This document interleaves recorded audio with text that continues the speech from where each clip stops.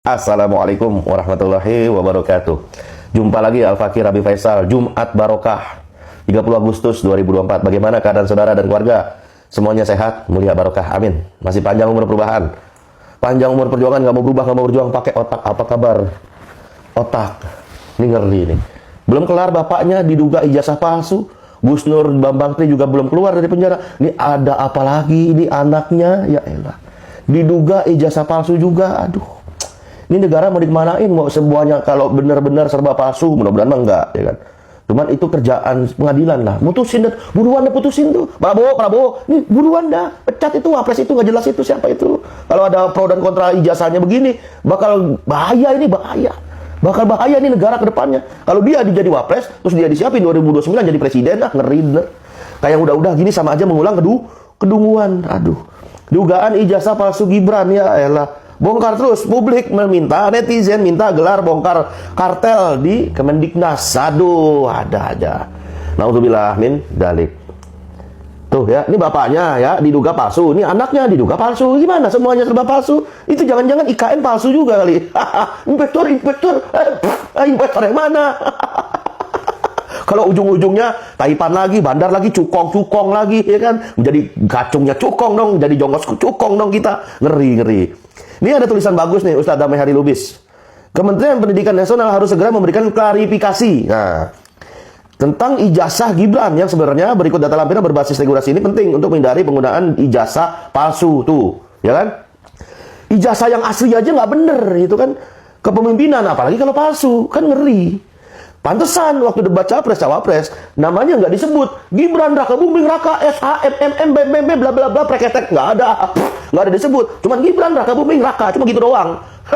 Nggak ada gelar ijazahnya, pantesan aja. Udah jujur aja, akuin aja. Kalau kan gengsi itu terhormat, ya kan?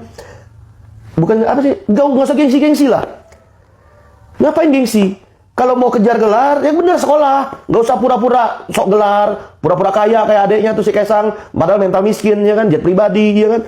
Udah jujur aja, terus terang aja. Saya ini cuma tamatan SD, udah selesai. Nggak usah di luar negeri, di Singapura, apaan sih lu? Jujur dari awal itu baik. Daripada ke depan udah dari awal nggak jujur, ke depannya bisa jadi diduga kuat. Jangankan umat, rakyat pun nanti akan dikhianati. Ngeri model bocah kayak begini. Cuci otaknya, brainwash, itu model apa kayak gitu. Dugaan ijazah palsu. Aduh. Awalnya Gibran dinyatakan oleh KPU kan sebagai alumni S1 dari University of Bradford. Nah, hal ini berdasarkan SK dan Direktur Jenderal Pembelajaran dan Mahasiswa ditangani oleh Paristanti Nurwandani pada 8 Agustus 2019 menyatakan bahwa ijazah Gibran dari University of Bradford disertakan dengan gelar sarjana, ya kan? Namun ada dugaan bahwa pendidikan Gibran justru merupakan produk dari lembaga yang berafiliasi dengan kampus asing yang dikelola oleh mafia kartel pendidikan, diduga kuat. Institusi tersebut dalam tanda kutip dinyatakan banyak berhubungan dengan lembaga pendidikan di Amerika, Inggris, dan beberapa negara Eropa dengan fokus pendidikan yang lebih mengarah kepada mindset bisnis, cuci otak, brainwash, seperti sales, marketing, serta perantara properti. Dengan demikian tidak heran jika KPU kemudian mengubah status pendidikan Gibran yang sebelumnya ditampilkan di media sosial sebagai S2. Nah, meskipun ada spekulasi kan, mencabut menjadi S1, S2 jadi S1. Namun KPU kemudian menurunkan lagi menjadi D1 karena disebutkan Gibran hanya menempuh pendidikan selama 4 tahun setelah lulus dari SMP atau setara SLA, ya kan? Jujur aja. Nggak usah pura-pura ini, nggak usah, udah jujur aja. Tamat SMP, tamat SD, udah selesai gitu kan. Ngapain ditutup-tutupin gitu kan? Rakyat juga nerima mungkin, nerima. Rakyat yang mana? Rakyat yang ini suka joget, ya kan? Oke gas.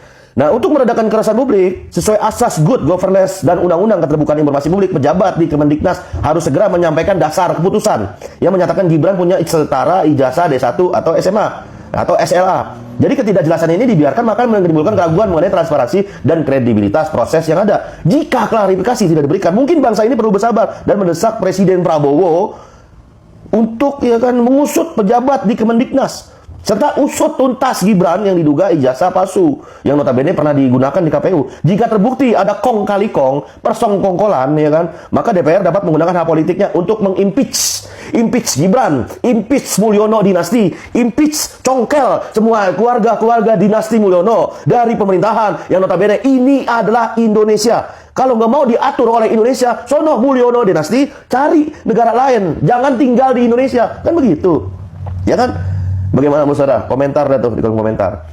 Keluarga ini heran deh. Baru kemarin jadi orang pura-pura kaya, punya jet pribadi, makan cuma jadi tai doang ya kan, 400.000 ya kan. Pura-pura kaya, pura-pura punya ijazah apa gimana. Heran deh keluarga ini, aneh gitu. Aneh bint ajaib gitu. Punya saham, punya tambang, apalah. Aneh bener nih keluarga ini. Yang notabene-nya dia ini awalnya dari politik itu nol, ya kan, bukan siapa-siapa, cuman orang di pinggir desa, di pelosok kampung yang punya mebel ya kan. Masa tiba-tiba punya mebel, tiba-tiba punya saham, make sense nggak tuh, make sense nggak, ya kan? Heran bener nih keluarga ini, heran. Beritanya kayaknya bunuh drama. Doorstop aja, doorstop yang dicegat itu, yang Mulyono lagi lewat, terus dicegat wartawan, seolah-olah wawancara, Pak, ini Pak. Nah, Pak, gimana? Bagaimana Bapak? Oh, menurut saya, jangan tanya saya.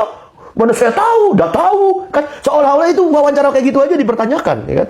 Ada dugaan wawancara-wawancaraan, kan? Wawancara palsu, kan? Ngeri. Semuanya serba apa? Palsu, ngeri bener, ya kan?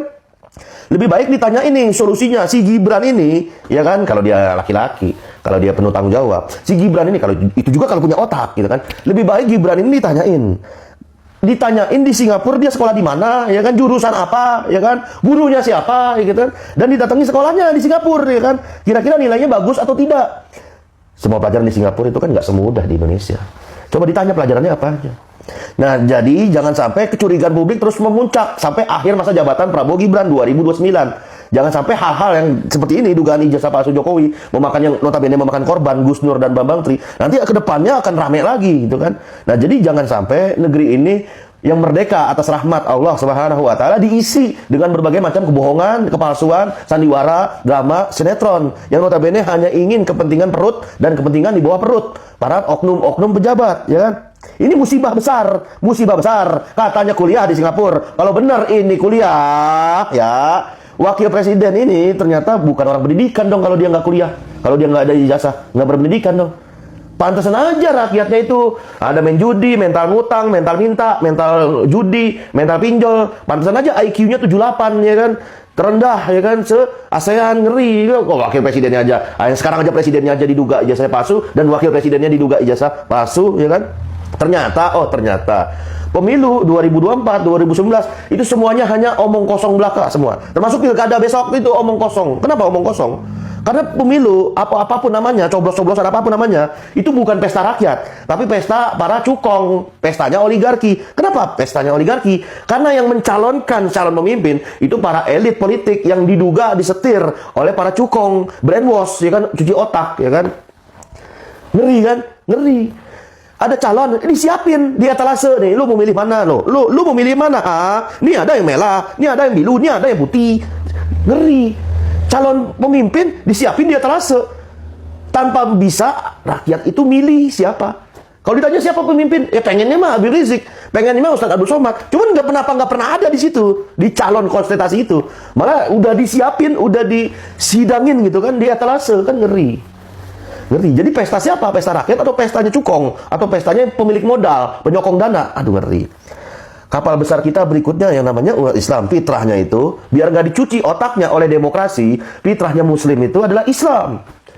Nah, Islam, kapal besar berikutnya adalah politik Islam. Politik riayah seunil ummah, yang mengurus urusan rakyat, mengurus urusan umat dengan hukum-hukum Allah Subhanahu wa taala. Nah, itu makna konteks dari tahqiqul manat.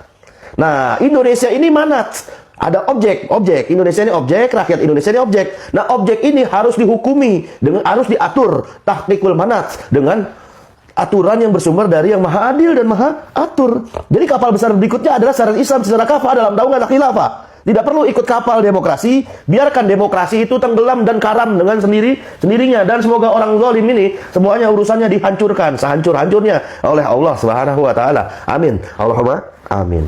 Fitrahnya Muslim, politik Islam. Fitrahnya Muslim, sistem ekonomi Islam. Bukan sistem ekonomi riba, bukan pinjol, bukan riba, bukan leasing, bukan bank. Tapi sistem ekonomi Islam yang berpusat di Baitul Mal. Nah, Baitul Mal ini tidak akan terwujud tanpa adanya negara. Kan gitu. Malayatimu bihi ila bihi wa huwa wajib. Yang tidak ada sesuatu itu menjadi wajib. Kalau tidak ada sesuatu, maka hukumnya menjadi wajib. Kan? Kaidah kuliah, kan gitu. Nah, Baitul Malnya nggak ada. Pengen ada Baitul Mal, tapi tidak terlaksana. Justru hukum menegakkan adanya Baitul Mal, yaitu menegakkan syariat Islam secara kafah, itu harus didulukan. Wassalamualaikum warahmatullahi wabarakatuh.